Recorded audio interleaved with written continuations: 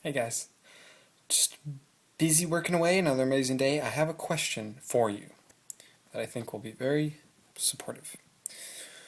When you're going about your day and you notice thoughts in your head, and especially notice ones that don't maybe feel so good, or they don't invite you to feel very good, or they scare you, or they disempower you in some way, ask yourself, did I choose these thoughts?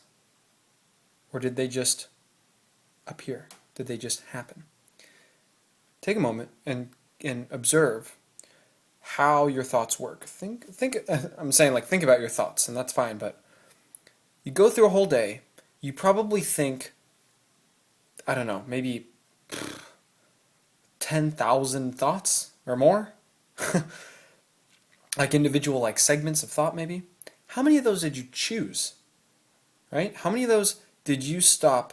As an example, if I'm hungry and I open the fridge and I can see everything that's in the fridge, I can choose, oh, I'm going to choose the celery, the apple, and the lemon to make juice. I made that choice. I felt into how I felt. I felt like some juice would be good, so I'm choosing these ingredients for the juice. Now compare that to when you get cut off in traffic and your thoughts immediately go, God damn it, that motherfucker just still, I'm gonna be, right? Did you choose those thoughts? And here's the important part. Would you choose those thoughts? This is really, really big, and I hope I'm saying this properly so it's digestible by your brain. But when you're feeling disempowered, there's a good chance you're feeling disempowered, or feeling afraid, or feeling like you're not enough, or feeling like you're not loved, or feeling like you're not good enough, or feeling like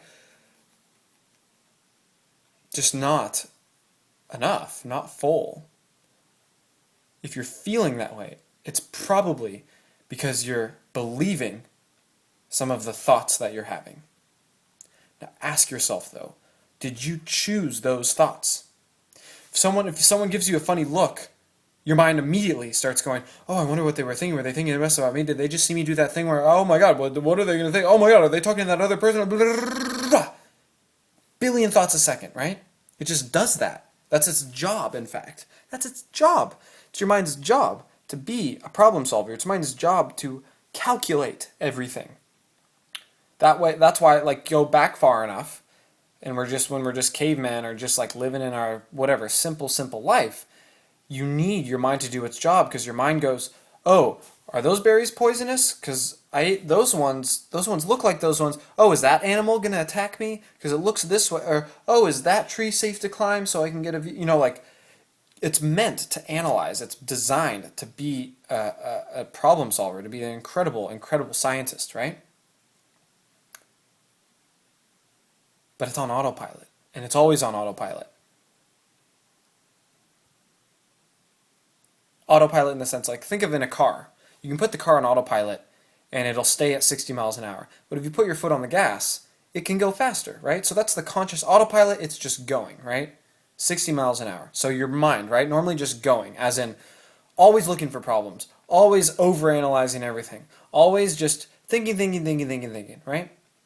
But in the car, you can put on the gas and move it up to 65, and then it'll stay at 65 because you're still in autopilot mode. Well, when your thoughts are just going, you can the analogy of stepping on the gas is you choosing a thought. You can choose thoughts. Wow. How often do you forget that? Practice right now. Say the word, there's my guitar right there. Say the word guitar in your head. Guitar. See, I did it. You can do it. Now say it in your head like you're yelling it, right? I can do it. Guitar, right? But in my head, I hear it in my head. Now, say it with a funny accent, if you can do I don't know, any accent, an Indian accent or a British accent. I have a very nice guitar. That's what I did in my head. Sounded just like that. So not only can you choose a thought, now you try one. Not guitar. Make something up. Choose a thought. Look at something to your right, and pick that thought and choose it and say it. And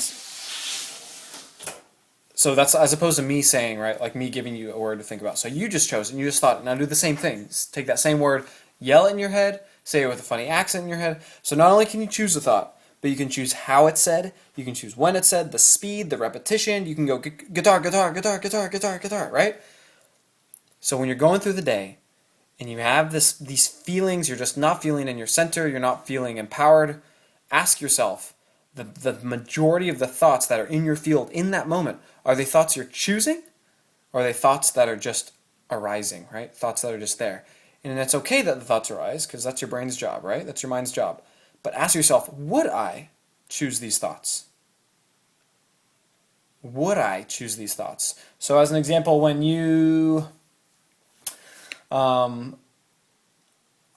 what's a good example? Let's say you said you were going to do something, and then you didn't do it quite that well. And the person you're supposed to do it for was like, you didn't really do a very good job, but thanks anyways. Right? That's very easy for your mind to go, shit, wow, do they even like me anymore? Like, am I good at anything? Like, what's the point? Like, how can I, right? Your mind just goes and goes and goes. Now you stop and you take a deep breath and ask yourself, would I actually choose that thought? Would I choose it? And you stop for a moment and you really think about it and you go, of course not. Because that's, for one, it's stupid. 2, it doesn't serve you in any way. 3, it doesn't make up for what you think you did wrong. It's one thing to be like, oh my God, they said that I didn't do a very good job. Like, maybe I should work harder. Maybe I should apologize. Maybe I should try to make it up to them. That's helpful. That's great. But to think, like, oh my God, I'm not good enough. I can't do anything right. That doesn't help you, and it doesn't help them. So ask yourself, would I choose this thought? And if you wouldn't, then there you go. Then you're free. And if the thought keeps coming up, it gets to the point where it becomes funny. Like, I'll have a thought that just keeps wanting me to identify with it because it's so disempowering and it gives me such a dramatic story for my ego to feed upon that it will just keep showing up. Luckily, because I've been practicing this long enough, it's just funny for me now. The thought will happen and I laugh. It actually invites me to feel empowered. It invites me to laugh at the fact that I can sit here just as an observer in like witness mode and just acknowledge the fact that that thought keeps coming up, but also acknowledge the truth of what I choose. So get practicing, start choosing your truth. I dare you to write down 3 things that you put on a piece of paper and put it on your wall in your room and practice thinking those things in your head. Just practice that. Practice thinking.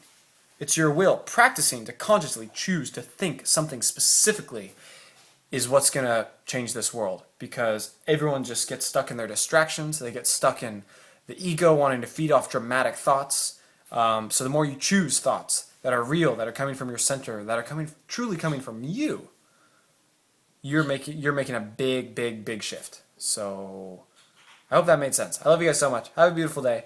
Bye. Oh wait, I almost forgot. I almost forgot. This Sunday, 10 a.m. Pacific Standard Time. Well, this Sunday is my birthday, March 3rd. Woohoo! And I'm going to be doing a live chat video lecture on lucid living. It's called Lucid Living. Sounds interesting, right? We all know what lucid dreaming is, right? You're in a dream, but you're aware that you're dreaming. And then you have like extra superpowers and you can do things and you can control the environment because you're aware that you're dreaming. So what does it mean to be lucid living? Lucidly living. Living in lucidity. All right, I love you guys so much. Links down below for the live chat thing, and I'll see you later. Bye-bye.